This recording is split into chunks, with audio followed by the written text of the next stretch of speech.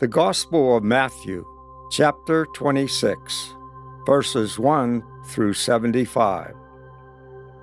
The conspiracy to kill Jesus. When Jesus had finished all these sayings, he said to his disciples, "You know that after 2 days the Passover is coming, and the Son of Man will be delivered up to be crucified." Then the chief priests and the elders of the people gathered in the palace of the high priest, who was called Caiaphas, and took counsel together in order to arrest Jesus by stealth and kill him. But they said, "Not during the feast, lest there be a tumult among the people." The anointing at Bethany. Now, when Jesus was at Bethany in the house of Simon the leper, a woman came up to him with an alabaster jar of very expensive ointment, and she poured it on his head as he sat at table. But when the disciples saw it, they were indignant, saying, "Why this waste? For this ointment might have been sold for a large sum and given to the poor." But Jesus, aware of this, said to them, "Why do you trouble the woman? For she has done a beautiful thing to me. For you always have the poor with you, but you will not always have me. In pouring this ointment on my body, she has done it to prepare me for burial. Truly, I say to you, wherever this gospel is preached in the whole world, what she has done will be told in memory of her." Judas agrees to betray Jesus. Then one of the 12, who was called Judas Iscariot, went to the chief priests and said, "What will you give me if I deliver him to you?" And they paid him 30 pieces of silver, and from that moment he sought an opportunity to betray him. The Passover with the disciples. Now on the first day of unleavened bread, the disciples came to Jesus, saying, "Where will you have us prepare for you to eat the Passover?" He said, "Go into the city to such a one, and say to him, 'The teacher says, my time is at hand. I will keep the Passover at your house with my disciples.'" And the disciples did as Jesus had directed them, and they prepared the Passover. When it was evening, he sat at table with the 12 disciples, and as they were eating, he said, "Truly, I say to you, one of you will betray me." And they were very sorrowful, and began to say to him one after another, "Is it I, Lord?" He answered, "He who has dipped his hand in the dish with me will betray me. The Son of Man goes as it is written of him, but woe to that man by whom the Son of Man is betrayed. It would have been better for that man if he had not been born." Judas, who betrayed him, said, "Is it I, Master?" He said to him, "You have said so." The institution of the Last Supper. Now, as they were eating, Jesus took bread and blessed and broke it and gave it to the disciples and said, "Take, eat. This is my body." And he took a chalice, and when he had given thanks, he gave it to them, saying, "Drink of it, all of you, for this is my blood of the covenant, which is poured out for many for the forgiveness of sins. I tell you, I shall not drink again of this fruit of the vine until that day when I drink it new with you in my Father's kingdom." Peter's denial foretold. And when they had sung a hymn, they went out to the Mount of Olives. Then Jesus said to them, "You will all fall away because of me this night, for it is written, I will strike the shepherd, and the sheep of the flock will be scattered. But after I am raised up, I will go before you to Galilee."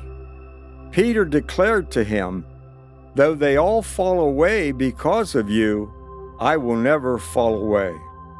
Jesus said to him, "Truly, I say to you, this very night, before the cock crows, you will deny me 3 times."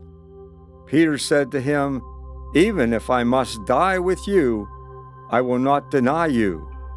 And so said all the disciples. Jesus prays in Gethsemane. Then Jesus went with them to a place called Gethsemane, and he said to his disciples, "Sit here while I go over there and pray."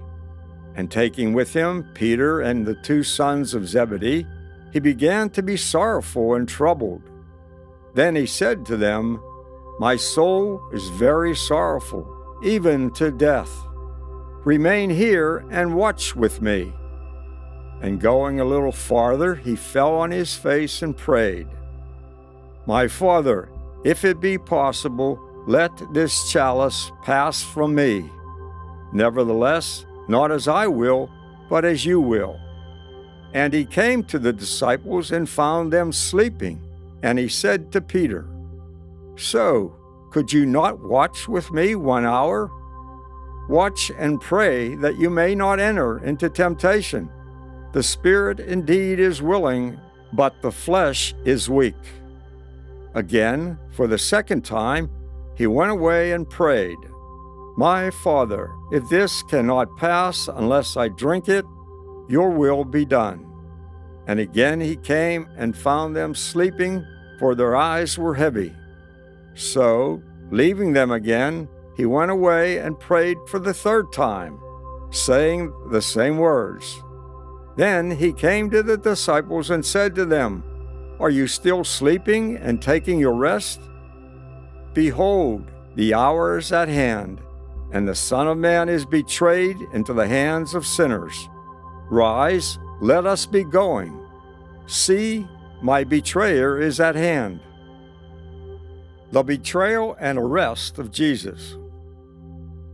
While he was still speaking, Judas came, one of the 12, and with him a great crowd with swords and clubs, from the chief priests and the elders of the people.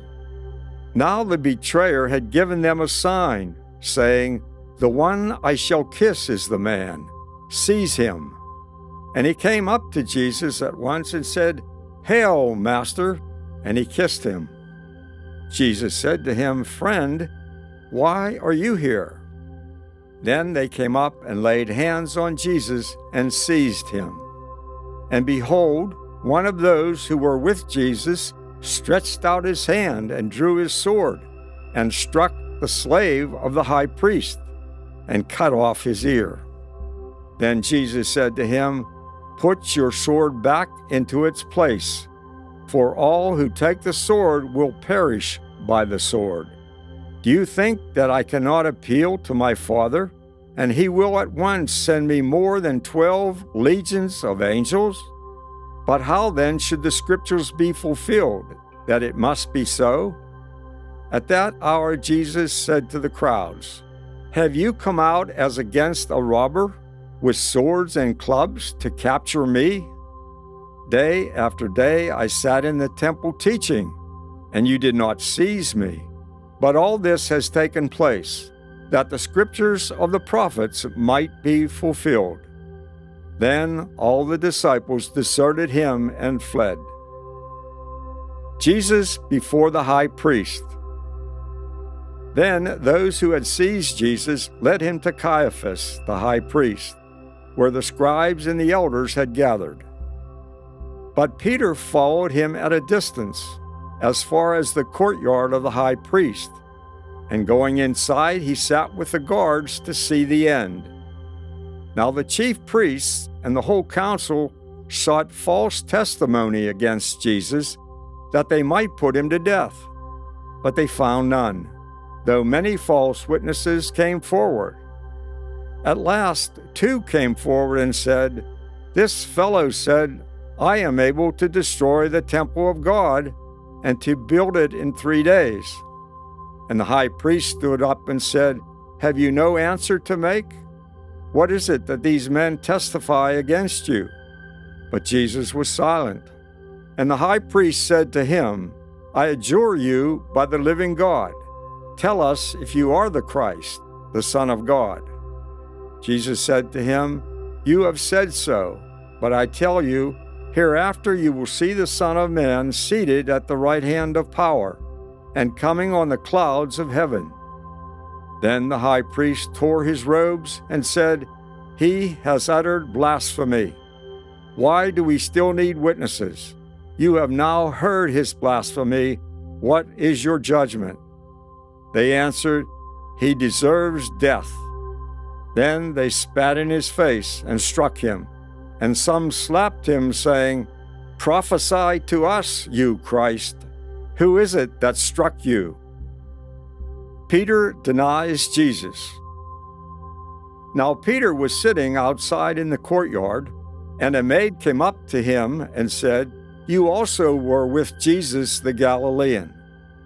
But he denied it before them all, saying, "I do not know what you mean." And when he went out to the porch, another maid saw him, and she said to the bystanders, "This man was with Jesus of Nazareth." And again he denied it with an oath, "I do not know the man."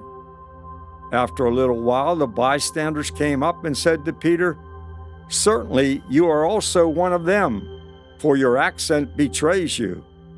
Then he began to invoke a curse on himself and to swear, "I do not know the man." And immediately the cock crowed. And Peter remembered the saying of Jesus, "Before the cock crows, you will deny me 3 times." And he went out and wept bitterly.